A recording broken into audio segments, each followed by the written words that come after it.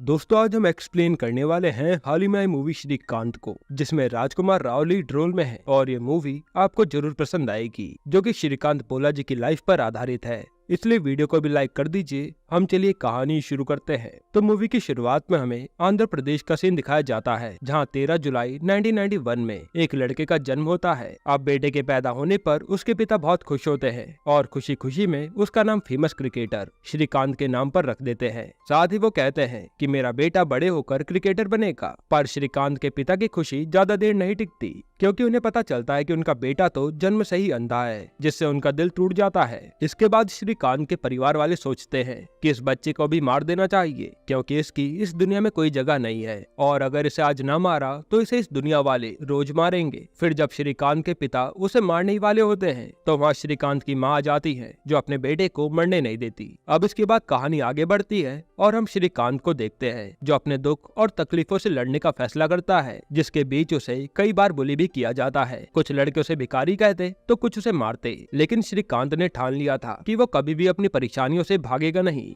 बल्कि उनका सामना करेगा और उनसे लड़ेगा। अब दृष्टिहीन होने के बावजूद श्रीकांत अपनी क्लास का टॉपर था, जिसका दिमाग बहुत तेज चलता था और वो बहुत सारी चीजें बाकी बच्चों के मुकाबले बहुत ही जल्दी सीख जाता था। लेकिन यह गांव में इतनी ज्यादा फैसिलिटी नहीं थी जो श्रीकांत जैसे बच्चे का टैलेंट आगे बढ़ा पाए। इसलिए श्रीकांत के एक टीचर के कहने पर श्रीकांत के पिता उसे शहर ले आते हैं और वहाँ एक ब्लाइंड स्कूल में श्रीकांत का एडमिशन कराते हैं। अब इस स्कूल में सब कुछ ब्लाइंड बच्चों के लिए फ्री होता है और यही पहली बार श्रीकांत मिलता है देविका मैडम से, जो कि श्रीकांत के लिए उसकी मैडम कम बल्कि उसको पालने पोसने वाली यशोदा माँ बन गई थी, जिन्होंने उसे जिंदगी के कई सारे लेसन सिखाए और जिस भी चीज में श्रीकांत को इंटरेस्ट था देविका मैडम ने उसे वो सब कुछ सिखाया। अब यहाँ श्रीकांत उन सारे ब्लाइंड बच्चों से सबसे आगे था, जो पढ़ाई में आगे था, चेस में आगे था और यहाँ तक कि बड़ी बड़ी मशीन तक को भी सही कर देता था। यहाँ देविका ने भी श्रीकांत का पूरा साथ दिया था, जिससे श्रीकांत हर चीज में मास्टरी हासिल कर लेता है। अब एक दिन जब स्कूल में कोई फंक्शन होता है तो वहाँ पर ट्रस्टी आए होते हैं। तब श्रीकांत, जो इस स्कूल का टॉपर था, उसे स्पीच देने के लिए बुलाया जाता है।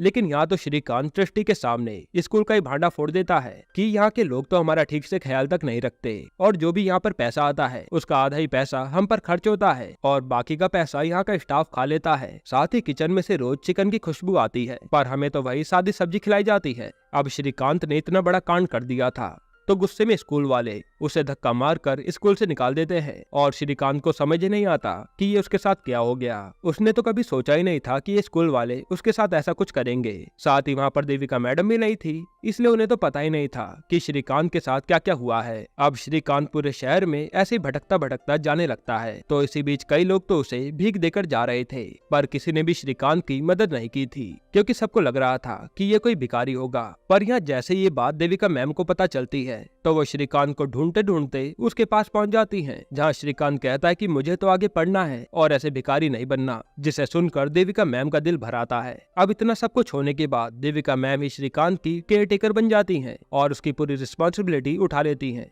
यहाँ तक कि वो श्रीकांत के पेरेंट्स से भी कह देती हैं कि अब चाहे उसे स्कूल पढ़ाए या न पढ़ाए, पर मैं उसे जरूर पढ़ाऊंगी। इसके बाद देविका मैम एक टेप रिकॉर्डर में श्रीकांत के लिए पढ़ाई का काफी सारा सिलेबस रिकॉर्ड कर देती हैं, ताकि श्रीकांत वो सब सुनकर याद कर सके। अब श्रीकांत भी उन सारी कैसेट को सुनकर याद कर लेता है और अपनी आगे की पढ़ाई को कंटिन्यू करता है। फिर जब एग्जाम का टाइम आता है तो श्रीकांत की काफी अच्छी तैयारी होने के कारण वो यहाँ भी स्कूल का टॉपर बन जाता है, जिसके 96% आए थे। अब श्रीकांत अपनी आगे की पढ़ाई भी साइंस लेकर करना चाहता था, पर कॉलेज वाले उसे साइंस देने से मना कर देते हैं और आर्ट्स लेने के लिए कहते हैं, क्योंकि कॉलेज वालों को लग रहा था कि ब्लाइंड होने के कारण श्रीकांत साइंस जैसा टफ सब्जेक्ट नहीं पढ़ पाएगा। पर श्रीकांत भी जिद पर अड़ जाता है कि उसे तो साइंस ही पढ़नी है, जिसके चलते वो इंडियन एजुकेशन सिस्टम पर ही केस कर डालता है ताकि ब्लाइंड बच्चों को भी साइंस पढ़ने दिया जाए। अब ये केस शुरू होता है जहाँ पहली हियरिंग में श्रीकांत अपनी स्पीच से सबकी बोलती बंद कर देता है और फिर कॉलेज के प्रिंसिपल को बुलाया जाता है ताकि इस मामले में प्रिंसिपल की राय ली जाए। फिर अगली हियरिंग पर प्रिंसिपल आते हैं, जो कोर्ट में कहते हैं कि साइंस बहुत ही टफ सब्जेक्ट है और श्रीकांत जैसा बच्चा इस सब्जेक्ट को कैसे पढ़ पाएगा। तो श्रीकांत कहता है कि वो तो सब कुछ पढ़ सकता है। तो इस पर प्रिंसिपल उसे 11th क्लास की बुक देते हैं कि इसे पढ़कर दिखाओ, पर वो बुक तो प्लेन थी जिस कारण श्रीकांत उसे पढ़ नहीं सकता था। तब श्रीकांत भी ब्रेल वाली बुक निकालता है जो कि ब्लाइंड लोगों के लिए ही बनी होती है, जिसे वो छू छू कर पढ़ते हैं और श्रीकांत प्रिंसिपल को कहता है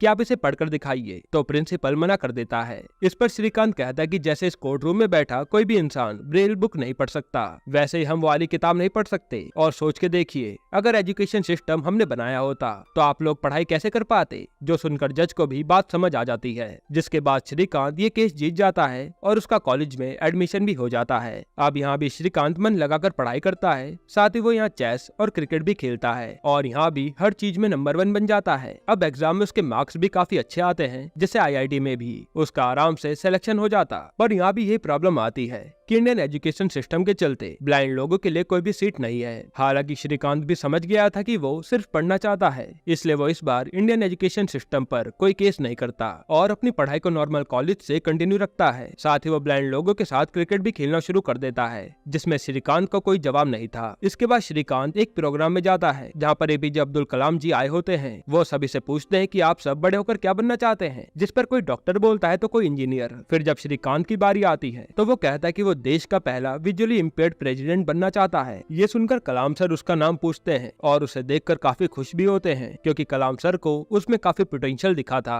अब इसके कुछ दिनों बाद ब्लाइंड क्रिकेट में श्रीकांत का नेशनल के लिए सिलेक्शन हो जाता है। साथ ही देविका मैम बताती हैं कि हम श्रीकांत की आगे की पढ़ाई के लिए उसका MIT के लिए अप्लाई कर सकते हैं। पर यहाँ प्रॉब्लम ये थी कि MIT की पढ़ाई के लिए श्रीकांत को क्रिकेट छोड़ना होगा, जिस पर श्रीकांत का कहना था कि मेरे लिए तो पढ़ाई ही सबसे ज्यादा जरूरी है, उसके बाद सब कुछ आता है। अब समय बीतता है और श्रीकांत का अमेरिका की 4 सबसे बड़ी MIT यूनिवर्सिटी में सिलेक्शन हो गया था और यहाँ श्रीकांत उन यूनिवर्सिटी में से बोस्टन यूनिवर्सिटी को सिलेक्ट करता है। फिर जब श्रीकांत US के लिए निकलता है तो वह हैदराबाद एयरपोर्ट पर अकेला था, इसलिए उसे ब्लाइंड होने के कारण अकेले ट्रेवल करने दिया जाता और वो लोग कहते हैं कि आपके साथ कोई भी नहीं है तो आप फ्लाइट से नहीं जा पाएंगे। तब श्रीकांत ये सुनकर काफी दुखी हो जाता है, पर फिर वो यहाँ के चेयरमैन से बात करता है और प्लेन की सीटिंग अरेंजमेंट से लेकर सब कुछ बता देता है, ताकि चेयरमैन को ये भरोसा हो जाए कि वो अकेला ही ट्रेवल कर सकता है। इसके बाद श्रीकांत के जज्बे को देखकर उसे USA के लिए फ्लाइट में जाने दिया जाता है। अब यूनिवर्सिटी में एडमिशन लेने के बाद श्रीकांत पढ़ाई शुरू करता है और यहाँ उसके काफी सारे दोस्त भी बन जाते हैं। अब यहाँ इस यूनिवर्सिटी में आने के बाद भी श्रीकांत टॉपर बना रहा और यहाँ उसने काफी सारी चीजें भी सीखी और यहाँ के लोग भी उसे काफी सपोर्ट करते थे। एक बार तो जब श्रीकांत बेसबॉल खेल रहा था तो उसने बॉल को इतनी जोर से हिट किया कि वर्ल्ड रिकॉर्ड ही बना दिया और उसकी फोटो मैगजीन के फ्रंट पेज पर छाप दी गई, जिससे वो काफी फेमस भी हुआ था। इसके बाद हम स्वाति नाम की लड़की को देखते हैं जो हैदराबाद की ही रहने वाली थी और वो श्रीकांत के बारे में जानकर उससे काफी इम्प्रेस हो जाती है और सोशल मीडिया पर उससे कनेक्ट हो जाती है। इसके कुछ दिनों बाद स्वाति भी USA पढ़ने आ जाती है, जहाँ वो श्रीकांत से मिलती है और इन दोनों की बातें शुरू हो जाती हैं। यहाँ स्वाति श्रीकांत को काफी ज्यादा पसंद करती थी और उसे ऐसा लगता था कि श्रीकांत ही उसके लिए बना हो। साथ ही श्रीकांत भी उसकी कंपनी एंजॉय करता था, क्योंकि स्वाति ने कभी भी श्रीकांत को ये फील होने नहीं दिया कि वो ब्लाइंड है या किसी से कमजोर है। अब कुछ समय बाद श्रीकांत का MIT का कोर्स पूरा हो जाता है, पर श्रीकांत अब इंडिया वापस नहीं जाना चाहता। उसका मानना था कि वो USA में रहकर ही जॉब करेगा। इसके बाद जब देविका मैम का कॉल आता है तो वो उन्हें भी यही कहता है कि वो USA में रहकर ही जॉब करेगा, क्योंकि यहाँ उसे अच्छा लगता था। तब देविका मैम भी उसे कुछ नहीं कहती, लेकिन जब यही बात वो स्वाति को बताता है तो वो श्रीकांत को समझाती है कि तुम USA में रह गए तो किसी की भी जिंदगी नहीं बदल पाओगे, पर इंडिया में तो तुम्हारे जैसे कई सारे लोग हैं और इंडिया जाने से तुम उन लोगों के लिए एक मिसाल बनोगे और तुम ही हो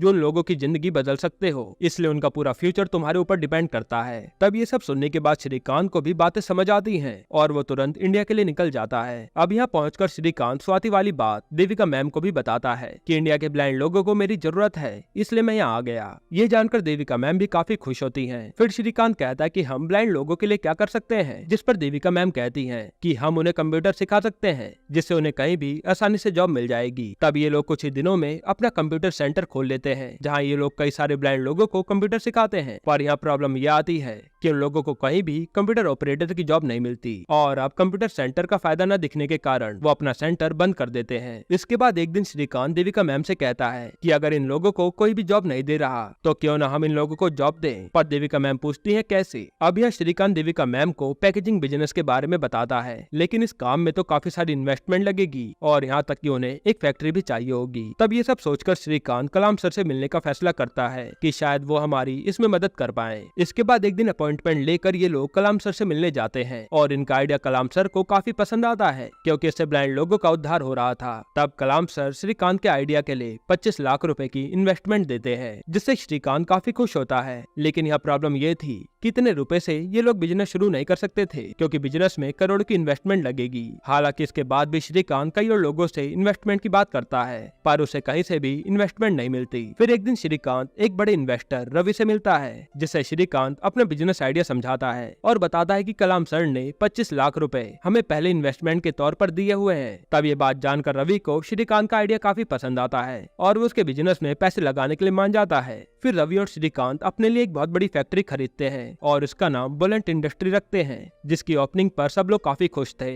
अब यह काम ये था कि ये लोग रिसाइकलिंग पेपर को पैकेजिंग पेपर में बदला करते थे और इस पूरी फैक्ट्री में ब्लाइंड लोग ही काम करते हैं, जहाँ उन सबको 8,000 रुपए महीने की जॉब पर रखा जाता है। श्रीकांत भी इस फैक्ट्री में वर्कर के तौर पर काम करता है और उसे भी हर महीने 8,000 रुपए मिलते थे। अब धीरे धीरे श्रीकांत की ये बुलेंट इंडस्ट्री काफी अच्छे से ग्रो कर रही थी और कुछ ही सालों में इस बिजनेस से श्रीकांत और उसके लोगों को काफी अच्छा प्रॉफिट भी होने लगा था, जिससे रवि भी काफी खुश था। हालांकि अब जैसे जैसे बुलेंट इंडस्ट्री फेमस हो रही थी, इन सब का क्रेडिट रवि को मिलने लगा था, जो कि श्रीकांत को अच्छा नहीं लगता। उसे ऐसा लग रहा था कि आइडिया तो मेरा था पर कोई भी मुझे प्रेज नहीं कर रहा। यहाँ श्रीकांत मन ही मन में ये भी सोच लेता है कि उसे तो अपने इस बिजनेस आइडिया के लिए अवार्ड भी मिलना चाहिए और वो किसी भी हाल में ये अवार्ड पाना चाहता था। पर रवि का कहना था कि शायद उसे ये अवार्ड ना मिले, लेकिन श्रीकांत तो जिद पर अड़ा था कि वो अवार्ड लेकर ही रहेगा। इसलिए वो रवि के साथ मिलकर एक और फैक्ट्री खरीद लेता है जो कि 6 करोड़ की थी और इन लोगों ने फैक्ट्री के मालिक को 6 महीने में उसके पैसे चुकाने की बात करी थी। पर हम देख पाते हैं कि श्रीकांत का रवैया बदलने लगा है और वो अपने आप को सबसे ऊपर समझने लगा था।